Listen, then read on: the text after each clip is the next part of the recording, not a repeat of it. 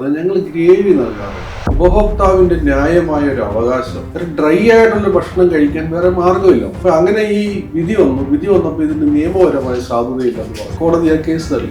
യഥാർത്ഥത്തിൽ എന്റെ ഒരു സുഹൃത്തിന്റെയും വിഷമം മാത്രമായിരുന്നു ആ കേസിലെങ്കിൽ ഈ കേസ് തള്ളിയ വിധി മീഡിയ വഴി പുറത്തു വന്നപ്പോഴത്തേക്ക് നൂറുകണക്കിന് ആയിരക്കണക്കിന് പേര് ഇതിനെതിരായിട്ട് ചെറിയ ശമ്പളത്തിൽ ജോലി ചെയ്യുന്ന ആയിരക്കണക്കിന് ആൾക്കാർ. അപ്പൊ അവരൊക്കെ രാവിലെ ചെന്നിട്ട് ഒരു ബീഫ് ഫ്രൈ വാങ്ങിച്ചു കഴിക്കാനോ ഒരു ചിക്കൻ ഫ്രൈ വാങ്ങിച്ചു കഴിക്കാനോ ഉള്ള സാമ്പത്തിക ശേഷി അവർക്കില്ല. പണ്ട് കേരളത്തിലെ ഹോട്ടൽ ബിസിനസ് എന്ന് പറയുമ്പോൾ അതിനകത്ത് സർവീസ് ഉണ്ടായിരുന്നു. ഒരുപാട് പേർക്ക് ഫ്രീ ആയിട്ട് പാവപ്പെട്ടവർക്ക് ഭക്ഷണം കൊടുക്കുന്നത്, അലിഞ്ഞേരി കിടക്കുന്നവർക്ക് ഇന്നും ഭക്ഷണം കൊടുക്കുന്നത് ചെറിയ ചെറിയ ഹോട്ടലുകൾ. ഞാൻ ഈ ഉപഭോക്തൃ തർക്ക പരിഹാര ഫോറത്തിൽ നേരത്തെ ഞാൻ 2 പ്രധാനപ്പെട്ട കേസുകൾ വിജയിച്ചു. അതിൽ ഒന്നെന്ന് വെച്ച് കഴിഞ്ഞാൽ പോലീസിനെതിരായിട്ട് കൊടുത്തിരുന്ന ഒരു കേസ്. രണ്ടാമത് ഇവിടെ എറണാകുളത്ത് തന്നെ ഫിനാൻസ് കമ്പനി. അപ്പോൾ അതിനെതിരെ ഞാൻ തന്നെയാണ് ആ കേസ് വാദിച്ചത്. ആ കേസ് എനിക്ക് അനുകൂലമായിട്ട് കോടതി വിധിച്ചു. സിനിമ സ്വപ്നം കാണുന്നവർക്ക് ചാവറ ഫിലിം സ്കൂൾ, കൊച്ചി. നമസ്കാരം, ലൈഫ് നെറ്റ് TV-യിലേക്ക് സ്വാഗതം. ഇന്ന് എൻ്റെ കൂടെ ഇരിക്കുന്നത്, ഈ ഇടയ്ക്ക് നമുക്ക് എല്ലാവർക്കും അറിയാം, ഗ്രേവിയുടെ പ്രശ്നത്തിൽ ഒത്തിരി പ്രശ്നങ്ങളുണ്ടായിരുന്നു. അപ്പോൾ അതിനെതിരെ സംസാരിച്ച ഒരു വ്യക്തിയാണ് എൻ്റെ കൂടെ ഉള്ളത്, ഷിബു വയലകത്ത്. സാർ നമസ്കാരം. ശരിക്കും ഇപ്പോഴും അറിയാത്തവരുണ്ടായിരിക്കും, എന്താണ് ആ ഒരു പ്രശ്നം എന്ന് പറയുന്നത്?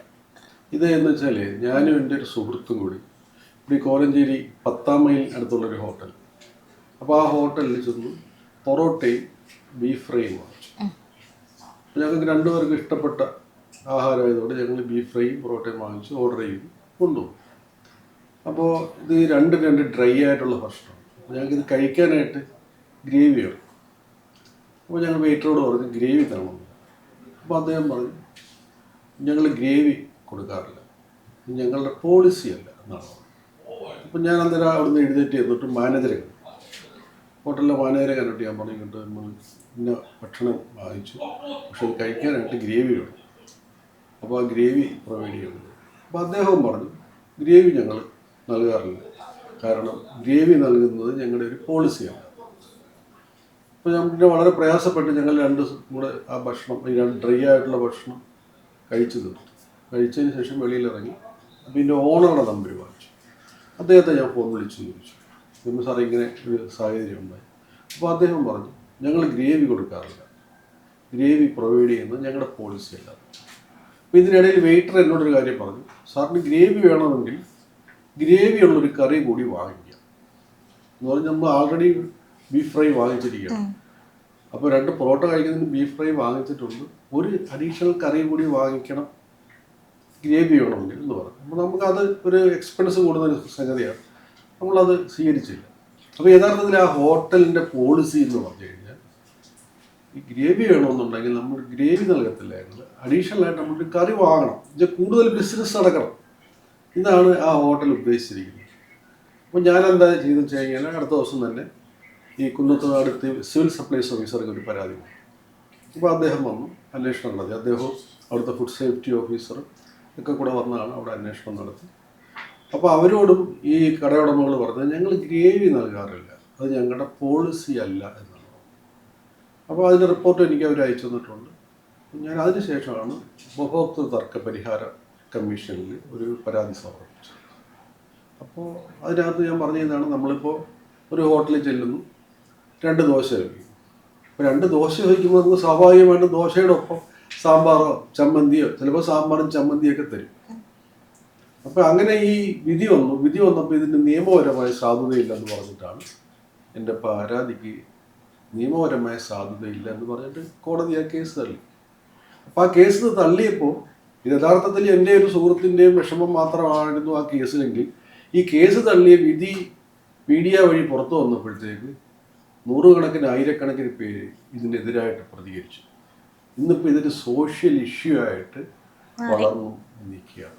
കാരണം എന്ന് വെച്ച് കഴിഞ്ഞാൽ നമ്മുടെ നാട്ടിൽ സാധാരണപ്പെട്ട ഒരുപാട് തൊഴിലാളികളുണ്ട്, വിദ്യാർത്ഥികളുണ്ട്, ചെറിയ ശമ്പളത്തിൽ ജോലി ചെയ്യുന്ന ആയിരക്കണക്കിന് ആൾക്കാർ.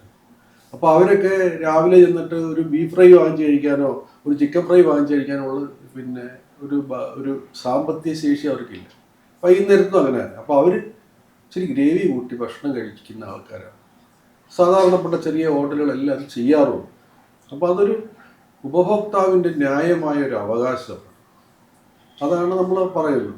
അപ്പോൾ ആ അവകാശത്തെയാണ് കോടതി ഇവിടെ നിഷേധിച്ചിരിക്കുന്നതെന്നാണ് എൻ്റെ ഒരു അഭിപ്രായം. അതുകൊണ്ട് ഞാൻ അതിൻ്റെ എതിരായിട്ട് ഇനി സംസ്ഥാന ഉപഭോക്തൃ തർക്ക പരിഹാര ഫോറത്തിൽ അപ്പീൽ കൊടുക്കാൻ തീരുമാനിച്ചിരിക്കുകയാണ്.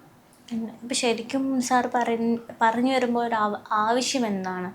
അപ്പം ഇതിൻ്റെ ഒരു പ്രശ്നം ഇപ്പം ഇങ്ങനെ ഈ വിധി വന്നപ്പോഴത്തേക്ക് ഈ സാധാരണ ഈ ഗ്രേവി വാങ്ങിച്ച് കഴിച്ചുകൊണ്ടിരുന്ന, അല്ലെങ്കിൽ കടക്കാർ ഗ്രേവി കൊടുത്തു, അതിൻ്റെ കൂടെ ഒരു അപ്പോ പൊറോട്ടയൊക്കെ കഴിച്ചുകൊണ്ടിരുന്ന സാധാരണപ്പെട്ടവർക്ക് കിട്ടിക്കൊണ്ടിരുന്ന ഒരു അവകാശമാണ്. പക്ഷെ ഇപ്പം ഈ വിധി വന്നതിന് ശേഷം പല റെസ്റ്റോറൻറ്റുകാരും ഗ്രേവി കൊടുക്കാൻ തയ്യാറാകുന്നില്ല. അപ്പോൾ അവർ പറയുന്നത് വെച്ചാൽ കോടതി വിധിച്ചിട്ടുണ്ട്, അതുകൊണ്ട് ഞങ്ങൾ ഗ്രേവി തരത്തില്ല. അപ്പോൾ സാധാരണപ്പെട്ട മനുഷ്യരുടെ ഒരു അവകാശത്തിന്മേലുണ്ടായിട്ടുള്ള ഒരു വലിയ ഒരു അടിയായിട്ട് ഈ കോടതി വിധി മാറി. കോർട്ട് എന്തുകൊണ്ടായിരിക്കും ഇത് തള്ളിയതെന്ന് സാർ വിശ്വസിക്കുന്നത്? കോടതി നോക്കിയിട്ടുള്ളതിൽ ഇപ്പോൾ നിയമത്തിൻ്റെ ചില പഴുതുകളായിരിക്കും. അപ്പോൾ കോടതി ഒരു കേസ് വിധിക്കുമ്പോൾ അതിന് നിയമത്തിൻ്റെ പഴുതുകൾ മാത്രം നോക്കിയാൽ പോരാ. ആ ഒരു വിധി സമൂഹത്തിൽ ഉണ്ടാക്കുന്ന ഇമ്പാക്റ്റ് എന്താണ്, അത് ആരെയൊക്കെ ബാധിക്കും എന്നുള്ള കാര്യം കൂടി കോടതി ചിന്തിക്കണം. നിയമത്തിൽ അത് പറയുന്നുണ്ട്. ഒരു വിധി പ്രഖ്യാപിക്കുന്നതിന് മുമ്പ് ജഡ്ജ് അതിൻ്റെ വിവിധ വശങ്ങളെപ്പറ്റി ചിന്തിക്കണം. അതിലൊരു വശമാണ് ഈ നിയമത്തിൻ്റെ വശം. അത് പ്രധാനപ്പെട്ട വശവും തന്നെയാണ്. അതോടൊപ്പം ഉള്ളൊരു സാമൂഹികമായിട്ടുള്ള വശങ്ങളും. കൺസ്യൂമർ എന്ന് പറയുന്നത് ചെറുതായാലും വലുതായാലും അവരെ ഡിസ്ക്രിമിനേറ്റ് ചെയ്യാൻ പാടില്ല. ഇതാണ് നിയമം പറയുന്നത്. നിയമമല്ല, നമ്മുടെ ഭരണഘടന തന്നെ പറയുന്നത് അതാണ്. ഭരണഘടനയെ ബേസ് ചെയ്താണ് നമ്മുടെ എല്ലാ നിയമങ്ങളും ഉണ്ടായിരിക്കുന്നത്. അപ്പോൾ നിങ്ങളിപ്പോൾ ഒരു ഹോട്ടലിൽ കയറും, വലിയ ഹോട്ടലായിരിക്കും, 5 സ്റ്റാർ ആയിരിക്കും, നിങ്ങളൊരു ചായ കുടിച്ചാൽ മതി. അപ്പോൾ നിങ്ങളൊരു ചായ കുടിക്കാൻ കയറുന്ന ഒരു സാധാരണ ഒരു കസ്റ്റമറേയും വലിയ വിഭവസമൃദ്ധമായിട്ടുള്ള ഭക്ഷണം കഴിക്കാൻ കയറുന്ന കസ്റ്റമറേയും തരംതിരിക്കാൻ പാടില്ല. മനസ്സിലായി? ഇവിടെ യഥാർത്ഥത്തിൽ നമ്മൾ ചെറിയൊരു ഓർഡർ മാത്രം ചെയ്ത ഒരു കൺസ്യൂമറാണ്. ഈ ഹോട്ടലിൽ കയറി 2 പൊറോട്ടയും ഒരു ബീഫ് ഫ്രൈയും മാത്രം. അവിടെ വളരെ വലിയ ഒരുപാട് ഭക്ഷണങ്ങൾ വാങ്ങിക്കുന്ന ആൾക്കാർ ഉണ്ടാകും. അപ്പോൾ ആ തരത്തിലുള്ള ആൾക്കാരായിരിക്കും അവർക്ക് താല്പര്യം. അപ്പോൾ ഇങ്ങനെയുള്ള ഉപഭോക്താക്കളെ നിരുത്സാഹപ്പെടുത്തുക എന്നുള്ള കാര്യം ഇവരുടെ ഉള്ളിലുണ്ട്. അതുകൊണ്ടാണ് അവർ പറയുന്നത് അവിടെ വരുന്ന കസ്റ്റമേഴ്സ് ഒരു ഗ്രേവിക്ക് വേണ്ടി ഒരു കറി വാങ്ങിക്കാൻ ശേഷിയുള്ളവരായിരിക്കാം. അപ്പോൾ അങ്ങനെയുള്ള കസ്റ്റമേഴ്സിനെ മാത്രം പ്രോത്സാഹിപ്പിക്കുന്ന ഒരു താല്പര്യമാണ് ഈ ഹോട്ടൽ പിന്തുടരുന്നത്. കൊള്ളലാഭം കൊയ്യുന്ന കാര്യമായിട്ട് ഈ ഹോട്ടൽ ബിസിനസ് മാറി. പണ്ട് കേരളത്തിൽ ഹോട്ടൽ ബിസിനസ് എന്ന് പറയുമ്പോൾ അതിനകത്തൊരു സർവീസ് ഉണ്ടായിരുന്നു. ഒരുപാട് പേർക്ക് ഫ്രീ ആയിട്ട് പാവപ്പെട്ടവർക്ക് ഭക്ഷണം കൊടുക്കുന്നത്. നമ്മുടെ ഈ തെരുവിലൊക്കെ ഉള്ള അലഞ്ഞേരി കിടക്കുന്നവർക്ക് ഇന്നും ഭക്ഷണം കൊടുക്കുന്നത് ചെറിയ ചെറിയ ഹോട്ടലുകളാണ്. അപ്പം അങ്ങനെ ഒരു സർവീസ് കൂടി ചെയ്യുന്ന ഒരു സംഗതിയാണ് ഹോട്ടൽ സെക്ടർ. അല്ലാതെ വെറും ഒരു ലാഭക്കുതിയുടെ സംഗതിയല്ല. അതൊക്കെ മറന്നുകൊണ്ട് കൊള്ളലാഭം കൊയ്യുന്ന ഇങ്ങനെയുള്ള ഒരു വലിയ സ്ഥാപനമായിട്ട് ഹോട്ടലുകൾ, റെസ്റ്റോറൻറ്റുകൾ മാറാൻ പാടില്ല എന്നാണ് എൻ്റെ അഭിപ്രായം. അത് ബഹുമാനപ്പെട്ട കോടതിയും തിരിച്ചറിയണമെന്നാണ് ഞാൻ ആഗ്രഹിക്കുന്നത്. സാർ ഈ പരാതി കൊടുത്ത സമയത്ത് ഈ മുന്നോട്ട് പോവുകയാണ്, പരാതിയായിട്ട് മുന്നോട്ട് പോവുകയാണ്. അപ്പോൾ റെസ്റ്റോറൻറ്റ് നിന്നും ഒരു രീതിയിലുള്ള കോൾസോ കാര്യങ്ങളോ ഒന്നും ഉണ്ടായിട്ടില്ല?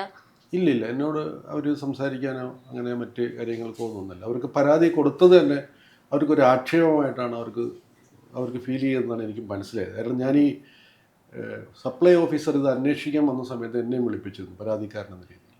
അപ്പോൾ ഞാൻ അവിടെ ചെന്ന സമയത്ത് ഹോട്ടലിൻ്റെ ഉടമസ്ഥനെ കണ്ടു. അപ്പോൾ അദ്ദേഹത്തിന് ഞാൻ പരാതിപ്പെട്ടതിലുള്ളൊരു പരിഭവമാണ് അദ്ദേഹത്തിനോട് പറഞ്ഞത്. ഞാൻ പറഞ്ഞത് എനിക്ക് ഒരു കസ്റ്റമർ എന്ന രീതിയിൽ എനിക്ക് നിയമപരമായ മാർഗ്ഗം ഇതേ ഉള്ളൂ, ഞാനത് ചെയ്തു. അല്ലാതെ നിങ്ങളോടുള്ള വ്യക്തിപരമായ വിരോധമോ മറ്റു കാര്യങ്ങളോ ഒന്നും എനിക്കില്ല എന്ന് പറഞ്ഞു. ഫുഡ് സേഫ്റ്റി ആക്ട് എന്നും പറഞ്ഞൊരു ആക്ട് നമ്മുടെ ഇന്ത്യയിലുണ്ട്, 2006 വന്നതാണ്. അതിനെ ബേസ് ചെയ്താണ് പിന്നെ നമ്മുടെ ഈ ഹോട്ടലുകളും റെസ്റ്റോറൻറ്റുകളും എല്ലാ ഫുഡ് ബിസിനസ്സുകളും നടക്കുന്നത്. അപ്പോൾ അതിൽ പ്രധാനമായിട്ടുള്ളത് ഈ ക്വാളിറ്റിയാണ്, ഫുഡിൻ്റെ ക്വാളിറ്റിയാണ് പരിശോധിക്കുന്നത്. അപ്പോൾ അതനുസരിച്ച് നമുക്ക് ഇപ്പോൾ കേരളത്തിൽ തന്നെ എല്ലാ ജില്ലകളിലും ഓഫീസുകളുണ്ട്, ഓരോ അസംബ്ലി മണ്ഡലങ്ങളിലും ഓഫീസുകളുണ്ട്, പരിശോധനയ്ക്ക് ലാബുകളുണ്ട്. പിന്നെ നമുക്കിപ്പോൾ ഒരു പരാതി ഉണ്ടെന്നുണ്ടെങ്കിൽ എല്ലാ ഹോട്ടലുകളിലും ഒരു ടോൾ ഫ്രീ നമ്പറുണ്ട്. വളരെ ആക്റ്റീവായിട്ട് പ്രവർത്തിക്കുന്ന ഒരു ഡിപ്പാർട്ട്മെൻറ്റാണ് ഫുഡ് സേഫ്റ്റി. മാത്രമല്ല ഓൾ ഇന്ത്യ വൈസിൽ ഉള്ള കണക്കുകൂട്ടലിൽ ഈ കേരളത്തിലെ ഫുഡ് സേഫ്റ്റി ഡിപ്പാർട്ട്മെൻറ്റ് കഴിഞ്ഞ 2-3 വർഷമായിട്ട് 1ാം റാങ്ക് കിട്ടുന്നതാണ്. വളരെ ചെറിയൊരു ഡിപ്പാർട്ട്മെൻറ്റാണ്. അപ്പോൾ അത്രയും രീതിയിൽ നല്ല രീതിയിൽ അത് പ്രവർത്തിക്കുന്നുണ്ട്. അപ്പോൾ അത് നമുക്ക് എന്തെങ്കിലും ഒരു ഫുഡിനെ പറ്റിയുള്ളൊരു പരാതി ഉണ്ടെന്നുണ്ടെങ്കിൽ നമുക്ക് അതിൽ പരാതി കൊടുക്കാം. ഈ പറഞ്ഞ ടോൾ ഫ്രീ നമ്പറിലോ അല്ലെങ്കിൽ ഒരു ഫുഡ് സേഫ്റ്റിയുടെ സൈറ്റ് നോക്കിയിട്ടോ അവിടെ നമുക്ക് പരാതിപ്പെടാം. അത് വളരെ കർശനമായിട്ട് പരിശോധിക്കുകയും അത് വേണ്ട നടപടികൾ സ്വീകരിക്കുകയും ചെയ്യുന്നുണ്ട്. വളരെ ആക്റ്റീവായിട്ട് ചെയ്യുന്നുണ്ട്. ഇപ്പോൾ നമ്മൾ ഈ പറഞ്ഞ പോലെ ഒരു ഫുഡ് പോയ്സൺ ഉണ്ടായ 4-5 ദിവസമല്ല, അതിനെതിരെ നമുക്ക് അവർ ആക്ഷൻ എടുത്തിട്ട് അത് പെർമനൻ്റായിട്ട് അടപ്പിക്കുന്നതാണെങ്കിൽ അടപ്പിക്കും. പക്ഷെ അത് നിയമത്തിൽ പറഞ്ഞിരിക്കുന്ന കാര്യങ്ങളെ ചെയ്യാൻ പറ്റത്തുള്ളൂ. ആ ഒരു പരിമിതിയുണ്ട്. അല്ലാതെ അല്ല, നിരന്തരമായിട്ടുള്ള കാര്യങ്ങൾ അവിടെ നടക്കുന്നുണ്ട്. പക്ഷേ എന്ന് വെച്ചാൽ ചെറിയൊരു വകുപ്പ്, 1000-ൽ താഴെ ജീവനക്കാരെ ആ ഡിപ്പാർട്ട്മെൻറ്റിലുള്ളൂ.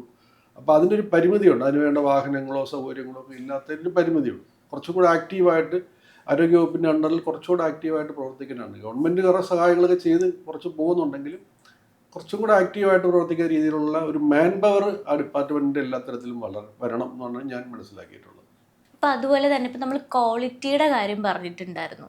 അതേ മറിച്ച് വേറൊരു കാര്യമാണ് ക്വാണ്ടിറ്റി എന്ന് പറയും. ഇപ്പം നമ്മൾ മേടിക്കുന്ന ഇപ്പം നമ്മൾ പൈസ ഇപ്പം ഒരു 100 രൂപയുടെ എന്തായാലും മേടിക്കാമെന്ന് വെച്ചോ, പക്ഷെ അതിനുള്ളൊരു ക്വാണ്ടിറ്റി ഉണ്ടാവില്ല പലപ്പോഴും പല ഹോട്ടലിലും. അപ്പം അതിനെക്കുറിച്ചും കൂടെ എന്താണ് സാറിന് പറയാനുള്ളത്? ഇതിനകത്ത് ഈ വെയിറ്റ് ആൻഡ് മെഷർ എന്ന് പറയുന്ന ഒരു വകുപ്പുണ്ട്, അളവ് തൂക്ക വകുപ്പ്. ഈ പലരും നമ്മൾ ഇതൊന്നും മനസ്സിലാക്കുന്നില്ല. ഇപ്പോൾ നമ്മളൊരു സ്ഥാപനം, ഇപ്പോൾ ഒരു ഹോട്ടൽ തുടങ്ങുന്നതിന് ആദ്യം വേണ്ടത് അവിടുത്തെ പഞ്ചായത്തിൻ്റെ ലൈസൻസ് വേണം, പിന്നെ ഫുഡ് സേഫ്റ്റിയുടെ ലൈസൻസ് വേണം, പിന്നെ ഈ സിവിൽ സപ്ലൈസിൻ്റെ ലൈസൻസ് വേണം, അളവ് തൂക്കത്തിൻ്റെ ലൈസൻസ് വേണം, മലിനീകരണ നിയന്ത്രണ ബോർഡിൻ്റെ ലൈസൻസ് വേണം. ഇങ്ങനെ ഒരുപാട് കാര്യങ്ങൾ. ഇപ്പം ഞാൻ ഇതിനകത്ത് പറയുന്നത് വെച്ചാൽ, ഞാൻ ബീഫ് ഫ്രൈ വാങ്ങിക്കാൻ ചെല്ലുമ്പോൾ ബീഫ് ഫ്രൈ വാങ്ങിച്ചു, ഗ്രേവി കിട്ടിയില്ല, ഞാൻ പരാതിപ്പെട്ടു. എത്ര പേര് പരാതിപ്പെടുന്നുണ്ട്? ഇവിടെയാണ് എൻ്റെ പ്രശ്നം. നമ്മൾ ആരും പരാതിപ്പെടുക. ആ സമയത്ത് നമുക്കുണ്ടാകുന്ന ഒരു ബുദ്ധിമുട്ടിന് ചിലപ്പോൾ വെയിറ്ററോടോ ചിലപ്പോൾ മുതലാളിയോടോ ചിലപ്പോൾ അവിടെ ഇരിക്കുന്ന മാനേജറോടോ ഒക്കെ ഒന്ന് ചൂടായി വർത്തമാനം പറഞ്ഞിട്ട് നമ്മൾ ഇറങ്ങിപ്പോയി. നമ്മൾ പ്രോപ്പറായിട്ടുള്ള മാനറിൽ നമ്മളൊരു ഇമെയിൽ അയക്കുകയോ ഒരു കംപ്ലയിൻറ്റ് ഫയൽ ചെയ്യുകയോ ചെയ്യുന്നില്ല. അങ്ങനെ ചെയ്തു കഴിഞ്ഞാൽ നമ്മുടെ സമൂഹത്തിൽ വലിയ മാറ്റങ്ങളുണ്ട്. അതുതന്നെ ഞാൻ കൊടുത്തൊരു ചെറിയ പരാതിയാണ്. ആ ചെറിയ പരാതിക്ക് ഇത്രയും ഒരു സോഷ്യൽ ഇമ്പാക്റ്റ് ഉണ്ടാകുന്നത് പോലെ തന്നെ മറ്റുള്ളവർ കൊടുക്കുന്ന ഒരു പരാതി ശ്രദ്ധയിൽപ്പെടും. അങ്ങനെ നമ്മൾ നിയമപരമായ മാർഗത്തിലൂടെ പ്രതികരിക്കാൻ തയ്യാറായി കഴിഞ്ഞാൽ സമൂഹത്തിൽ വലിയ മാറ്റങ്ങൾ ഉണ്ടാകും എന്ന് തന്നെയാണ് എൻ്റെ പ്രതീക്ഷ. സാർ, ഇപ്പോൾ ഈ ഒരു അനുഭവം അല്ലാണ്ട് മറ്റെന്തെങ്കിലും അനുഭവം ഉണ്ടോ? ഞാൻ ഈ ഉപഭോക്തൃ തർക്ക പരിഹാര ഫോറത്തിൽ നേരത്തെ ഞാൻ 2 പ്രധാനപ്പെട്ട കേസുകൾ വിജയിച്ചിട്ടുണ്ട്. അതിൽ ഒന്നെന്ന് വെച്ച് കഴിഞ്ഞാൽ ജുവലേഴ്സിനെതിരായിട്ട് കൊടുത്തിരുന്ന ഒരു സ്വർണ്ണവള വാങ്ങിച്ചു, ഒരു മാസം ആകുന്നതിന് മുമ്പ് അത് ഒടിഞ്ഞു പോയി. അപ്പോൾ അത് മാറിത്തരണമെന്ന് പറഞ്ഞു. ഞാൻ കൊണ്ടുവന്നപ്പോൾ അവർ പറഞ്ഞു മാറിത്തരാം, പക്ഷേ പഴയ സ്വർണത്തിൻ്റെ വിലയ്ക്ക് എടുക്കും, പിന്നെ പുതിയ സ്വർണത്തിൻ്റെ വില ഞാൻ കൊടുക്കണം. അപ്പോൾ ഞാൻ പറഞ്ഞു 1 മാസമല്ലേ ആയിട്ടുള്ളൂ, പഴയതായില്ലല്ലോ, ഒരു 6 മാസം കഴിച്ചാണെങ്കിൽ ഇതൊരു പഴയതാവുള്ളൂ. അപ്പോൾ അത് പറഞ്ഞു അങ്ങനെ പറ്റത്തില്ല. അപ്പോൾ ഞാൻ പറഞ്ഞു അങ്ങനെയാണെങ്കിൽ പിന്നെ എനിക്ക് നിയമപരമായ മാർഗ്ഗങ്ങൾ സ്വീകരിക്കേണ്ടി വരും. അതൊന്നും ഞങ്ങൾക്ക് പ്രശ്നമില്ല, ഞങ്ങൾക്ക് ഒരുപാട് വക്കീലന്മാരൊക്കെ ഉണ്ട്. ഞാൻ അവിടെ പത്തനംതിട്ട ഉപഭോക്തൃ തർക്ക പരിഹാര കോടതി കേസ് കൊടുത്തു. ആ കേസ് നടത്തി എനിക്ക് അതിൻ്റെ നഷ്ടപരിഹാരവും അതിൻ്റെ പലിശ സഹിതമുള്ള വിധി എനിക്കുണ്ടായി. അപ്പോൾ ആ വള എനിക്കുണ്ടായ നഷ്ടം, കേസ് നടത്തിയുള്ള ചിലവ്, ഇതെല്ലാം കൂടി എനിക്ക് തിരിച്ചു കിട്ടി. അതൊരു കേസ്. രണ്ടാമത് ഇവിടെ എറണാകുളത്ത് തന്നെ കമ്പനിയുണ്ട്. അവിടെ ഞാനൊരു മോതിരം തൃപ്പൂണിത്തറ ബ്രാഞ്ചിലാണ് പണയം വെച്ചിട്ട് അതിൻ്റെ പലിശ അടയ്ക്കാൻ ചെന്നപ്പോഴത്തേക്കും പലിശ അടച്ചു. അപ്പോൾ അതിനകത്ത് കാണിച്ചിരിക്കുന്നത് 29%, 30% പലിശയാണ്. അപ്പോൾ സാധാരണയുള്ള പലിശ അത്രയൊന്നും വരാറില്ലല്ലോ. അപ്പോൾ എനിക്ക് സംശയം തോന്നി. അപ്പോൾ ഈ നോൺ ബാങ്കിങ് ആയിട്ടുള്ള ഇൻസ്റ്റിറ്റ്യൂഷൻസ് ഇങ്ങനെ പലിശ എത്രത്തോളം എടുക്കാം എന്നുള്ളതൊക്കെ ഞാൻ പരിശോധിച്ച് നോക്കിയപ്പോൾ ഒരു വർഷത്തിൽ തുടർച്ചയായിട്ട് 18% കൂടുതൽ പലിശ വാങ്ങാൻ പാടില്ലെന്ന് നോൺ ബാങ്കിങ് സ്ഥാപനങ്ങൾ പ്രവർത്തിക്കുന്നതിനുള്ള മാനദണ്ഡത്തിൽ RBI ഇറക്കിയിട്ടുണ്ട്. അപ്പോൾ ആ റിസർവ് ബാങ്കിൻ്റെ ആ മാനദണ്ഡം വെച്ചിട്ട് ഞാൻ ഇതേ എറണാകുളം തന്നെ ഉപഭോക്തൃ കോടതിയിലാണ് ഞാൻ പരാതി കൊടുത്തത്. അതിനും എനിക്ക് ആ അധിക പലിശ തിരിച്ചടയ്ക്കാനും എനിക്കുണ്ടായ നഷ്ടത്തിനും എല്ലാം കൂടെയുള്ള പരിഹാരമായിട്ട് നഷ്ടപരിഹാരം ഉൾപ്പെടെയുള്ള കേസ് എനിക്ക് അനുകൂലമായിട്ട് നഷ്ടപരിഹാരം വിധിച്ചിട്ടുണ്ട്. അപ്പോൾ അങ്ങനെയുള്ള 2 കേസുകളുണ്ട്. പിന്നെ ഒരു അഡ്മിനിസ്ട്രേറ്റീവ് ട്രിബ്യൂണലിൽ ഞാനൊരിക്കൽ ഒരു കേസ് കൊടുത്തിരുന്നു. ഞാനൊരു ഗവൺമെൻറ് സർവീസ് ജീവനക്കാരനായിട്ടിരുന്നപ്പോൾ എന്നെ അകാരണമായിട്ട് സ്ഥലം മാറ്റി. ഞാൻ പത്തനംതിട്ട ജില്ലയിൽ വർക്ക് ചെയ്യുമ്പോഴാണ്. അപ്പോൾ അതിനെതിരെ ഞാൻ തന്നെയാണ് ആ കേസ് വാദിച്ചത്. ആ കേസ് എനിക്ക് അനുകൂലമായിട്ട് കോടതി വിധിച്ചു. അപ്പോൾ അങ്ങനെയുള്ള ഇതിനകത്തൊന്നും ഒരു നിയമപരമായിട്ടുള്ള ഒരു കാര്യങ്ങളൊന്നും അറിഞ്ഞുകൊണ്ടല്ല. എനിക്കുണ്ടായ ആ എൻ്റെ നേർക്കുണ്ടായ ഒരു അനീതി, ഒരു ഹർട്ട്, അത് ആണ് എന്നെ ഇങ്ങനെയൊക്കെയുള്ള നിയമപരമായ പോരാട്ടത്തിന് തയ്യാറാക്കിയത്. നമ്മളിപ്പോൾ വാർത്തയിലാണെങ്കിലും ന്യൂസ് പേപ്പറിൽ വായിക്കുകയാണെങ്കിലും കാണുന്നതാണ്, ഗ്രേവി കിട്ടിയില്ല അല്ലെങ്കിൽ അത് കിട്ടിയില്ല, നമ്മൾ ഓർഡർ ചെയ്തതല്ല വന്നത് എന്നുള്ള രീതിയിലാണെങ്കിൽ പോലും അടി ഉണ്ടാക്കാറുണ്ട്. പക്ഷെ അതിനോട് മറിച്ച് സാർ അതൊരു പരാതിയായിട്ട് നിയമപരമായിട്ട് നീങ്ങി എന്ന് പറയാം. അതൊരു വലിയ കാര്യം തന്നെയാണ്. അതിനെക്കുറിച്ച് എന്താണ് സാറിന് പറയാനുള്ളത്? അല്ല, നമ്മളിപ്പോഴേ അടിയും ബഹളവും അക്രമവും ഉണ്ടാക്കുന്നതിനോട് എനിക്ക് യോജിപ്പില്ല. ഞാൻ അതിനെതിരായിട്ടുള്ള ഒരാളാണ്. ഏതൊരു കാര്യത്തിലായാലും ചെറുതായാലും വലുതായാലും നിയമപരമായ മാർഗങ്ങളുണ്ട്. ഇപ്പം നമ്മൾ പണ്ടത്തെ പോലെ അല്ല.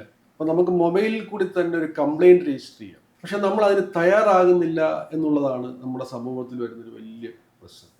സാർ, ഈ സാധാരണക്കാർ ഇപ്പോൾ ഇതുപോലെ സാറിന് ഉണ്ടായ അനുഭവം മറ്റൊരാളുണ്ടാകുമ്പോൾ, സാധാരണക്കാരിൽ ഒരാളുണ്ടാകുമ്പോൾ അവർക്കിത് എന്താണ് മുന്നോട്ട് ചെയ്യേണ്ടതെന്നുള്ളൊരു പ്രൊസീജിയറോ, അല്ലെങ്കിൽ ഇപ്പോൾ ഒരു കേസ് നമ്മൾ ഫയൽ ചെയ്യുമ്പോൾ അതിനൊരു അഡ്വക്കേറ്റ് അങ്ങനെ അല്ലെങ്കിൽ മുന്നോട്ട് തുടർന്ന് പോകാനുള്ള നടപടി ഒന്നും അവർക്ക് അറിയില്ല, അതിനൊരു ചിലവുണ്ട്. അതൊന്നും അറിയാത്തത് കൊണ്ട് അവർ വേണ്ട പോട്ടെ എന്ന് പറഞ്ഞിരിക്കുന്നവരും ഉണ്ട്. അപ്പം അതിനെക്കുറിച്ച് എങ്ങനെയായിരിക്കും സാർ? യഥാർത്ഥത്തിൽ നമുക്ക് ഇത്തരം കാര്യങ്ങൾ പരാതിപ്പെടുന്നതിന് ഒരുപാട് അതോറിറ്റികളുണ്ട്. ഈ അതോറിറ്റികളിലൊന്നും ഒരു അഡ്വക്കേറ്റിൻ്റെ സേവനം ആവശ്യമില്ല. ഉദാഹരണം, ഉപഭോക്തൃ തർക്ക പരിഹാര കമ്മീഷൻ എന്ന് പറഞ്ഞാൽ ഓരോ ജില്ലകളിലുണ്ട്. 1986 ഈ നിയമം വന്നത്. 2019 അത് അമെൻഡ് ചെയ്ത് കുറച്ചുകൂടെ വിപുലപ്പെടുത്തി നമ്മുടെ കൊമേഴ്സൊക്കെ ഇപ്പോൾ അതിൽ ഉൾപ്പെടുത്തിയിട്ടുണ്ട്. അപ്പോൾ അങ്ങനെ വന്ന ഈ നിയമത്തിൽ നമുക്കുണ്ടാകുന്ന ഈ ബുദ്ധിമുട്ട് പരിഹരിക്കുന്നതിന് വളരെ ലളിതമായ മാർഗ്ഗമാണ് ആ കമ്മീഷൻ പറയുന്നത്. നമുക്കുണ്ടായ പ്രശ്നം എന്താണെന്ന് ഒരു പേപ്പറിൽ പരാതിയായിട്ട് എഴുതുക. നമുക്ക് അവിടുന്ന് ഒരു ബില്ല് വാങ്ങിച്ചിട്ടുണ്ടെങ്കിൽ ആ ബില്ലിൻ്റെ പകർപ്പ് അതിൽ വെക്കുക. വാറണ്ടി കാർഡ് ഉണ്ടെങ്കിൽ ആ വാറണ്ടി കാർഡിൻ്റെ പകർപ്പ് വെക്കുക. എന്താണ് നമ്മൾ ആഗ്രഹിക്കുന്ന പരിഹാരം എന്ന് എഴുതുക. ഇത്ര എഴുതി നമ്മളൊരു പരാതി സബ്മിറ്റ് ചെയ്താൽ, ഇപ്പോൾ അത് ഓൺലൈനിൽ സബ്മിറ്റ് ചെയ്യാം. ഇത് അവിടെ കൊണ്ട് കൊടുക്കണ്ട. അപ്പോൾ ഓൺലൈൻ സൈറ്റ് വന്നിട്ടുണ്ട്. അതിലേക്ക് നമ്മൾ ഈ പരാതി എഴുതി സബ്മിറ്റ് ചെയ്യുമ്പോൾ നമ്മുടെ പരാതി അവിടെ രജിസ്റ്റർ ചെയ്യപ്പെടും. ഇതാണ് അതിൻ്റെ വളരെ സിമ്പിൾ പ്രോസസ്. ഇതേപോലെ തന്നെ ഇപ്പോൾ ബാങ്കിൽ നിന്നൊരു വിഷയം ഉണ്ടായി. ബാങ്കിങ് ഓംബുഡ്സ്മാനുണ്ട്. ബാങ്കിങ് ഓംബുഡ്സ്മാന് പരാതി കൊടുത്തു കഴിഞ്ഞാൽ അതിവേഗമാണ് മറുപടി വരുന്നത്. മറുപടിയല്ല, അതിൻ്റെ ആക്ഷൻ വരുന്നത്. ഇതേ തന്നെ സഹകരണ ബാങ്കിന് ഓംബുഡ്സ്മാനുണ്ട്. ഇപ്പോൾ സർക്കാരിന് തന്നെ ഈ പഞ്ചായത്ത് പോലുള്ള തദ്ദേശ കോർപ്പറേഷൻ പോലുള്ള അതിന് പ്രത്യേക ഓംബുഡ്സ്മാനുണ്ട്. ഇതെല്ലാം എന്ന് വെച്ച് കഴിഞ്ഞാൽ പൂർണ്ണമായും കോടതികളല്ലാതെ. അപ്പോൾ ഒരു സെമി കോർട്ടർ, അവിടെ ഒരു വക്കീലിൻ്റെ ആവശ്യമില്ല. പക്ഷെ നമ്മളവിടെ ചെന്ന് നമ്മുടെ പരാതി നമ്മൾ വിളിക്കുമ്പോൾ ചെന്ന് പറയാനുള്ള ഒരു ഇത് കാണും. നമുക്ക് പലപ്പോഴും ഇത് ഈ സിസ്റ്റത്തോട് പേടിയാണ്. അയ്യോ, അത് കോടതി നമ്മൾ ചെല്ലുമ്പോൾ എങ്ങനെയായിരിക്കും. അത് നമ്മൾ ഈ കാണുന്ന സിനിമയിലെ കോടതികൾ അങ്ങനെയൊന്നും അല്ല. കോടതികളൊക്കെ വളരെ ഫ്രണ്ട്ലിയാണ്. അവിടെ ചെന്ന് നമ്മുടെ കാര്യം, നമ്മുടെ കൊണ്ടായ ബുദ്ധിമുട്ട് എന്താണെന്ന് അവിടെ ധരിപ്പിച്ചാൽ മാത്രം മതി. ഇതൊക്കെ പരിഹരിക്കാനുള്ള ഒരുപാട് സംവിധാനങ്ങൾ നമ്മുടെ നാട്ടിലുണ്ട്. ആ സംവിധാനങ്ങൾ നമ്മൾ ഉപയോഗിക്കുന്നവരുടെ എണ്ണം കുറവാണെന്ന് മാത്രമാണ്. അപ്പോൾ ആ സംവിധാനങ്ങൾ ഉപയോഗിക്കണം. ഇതിന് വക്കീലോ മറ്റ് നിയമപരമായിട്ടുള്ള വലിയ പണ്ഡിതന്മാരുടെ ഒന്നും ഒരു ആവശ്യമില്ല. ഒരു വെള്ള പേപ്പറിൽ എഴുതിയ നമ്മുടെ പരാതിയും അതിനുള്ള ബില്ല് നമ്മൾ വാങ്ങിക്കണം. ബില്ല് വാങ്ങിക്കുന്നത് വേറൊരു സ്വഭാവമാണ്. നമ്മൾ ബില്ല് വാങ്ങിക്കാറില്ല. നമ്മൾ പോരടുത്ത് പോയി സാധനം വാങ്ങിച്ചാൽ നമ്മൾ ഇങ്ങ് പോരും. ബില്ല് വാങ്ങിക്കാറില്ല. പിന്നീട് നമ്മൾ ഇതിനെപ്പറ്റി ഒരു ആക്ഷേപം പറയാൻ ചെല്ലുമ്പോൾ ബില്ലില്ലെങ്കിൽ എന്ത് തെളിവ് നമ്മൾ അവിടുന്ന് സാധനം വാങ്ങിച്ചെന്നുള്ളത്. അപ്പോൾ അതുകൊണ്ട് കഴിയുന്നത് നമ്മൾ ഉപഭോക്താക്കൾ ബില്ല് വാങ്ങണം. അപ്പോൾ ആ ബില്ല് വാങ്ങിക്കുക എന്ന് പറഞ്ഞു കഴിഞ്ഞാൽ നമ്മുടെ ഒരു റൈറ്റ് അവിടെ നമ്മൾ ഉറപ്പിക്കുകയാണ്. അപ്പോൾ അതൊരു പ്രധാനപ്പെട്ട കാര്യമാണ്. അപ്പോൾ ആ ബില്ല് വാങ്ങിച്ചില്ലെങ്കിൽ അവർക്കും പറയും ഇത് ഇവിടുന്ന് വാങ്ങിച്ച സാധനമല്ല എന്ന് പറയും. അപ്പോൾ അങ്ങനെ ഒരു ശീലം കൂടെ നമ്മൾ കൊണ്ടുവരണം. ബില്ല് വാങ്ങി ഇപ്പോൾ തന്നെ അത് ബില്ല് വാങ്ങിക്കുന്നതിന് ഇപ്പോൾ വേറെ കാര്യമുണ്ട്. ഓൺലൈൻ പേയ്മെൻ്റ് ആയതുകൊണ്ട് സ്വാഭാവികമായിട്ട് അവിടെ ബിൽ പേയ്മെൻ്റ് ഉണ്ടെങ്കിൽ അത് മതി. ആ ഓൺലൈൻ പേയ്മെൻ്റ് റെസിപ്റ്റ് മതി. അത് തന്നെ ഏറ്റവും നല്ല ഒരു തെളിവാണ്. ഒരു തവണയോ ചിലപ്പോൾ 2 തവണയൊക്കെ നമ്മളൊന്ന് പോകേണ്ടി വരും. അപ്പോൾ അതിനുവേണ്ടി നമ്മൾ തയ്യാറാവണം. പക്ഷെ ആ തയ്യാറാകുന്നത് വലിയൊരു മാറ്റത്തിൻ്റെ തുടക്കമാണ് എന്നുള്ളതാണ് ഞാൻ മനസ്സിലാക്കുന്നത്. സിനിമ സ്വപ്നം കാണുന്നവർക്ക് ചാവറ ഫിലിം സ്കൂൾ, കൊച്ചി.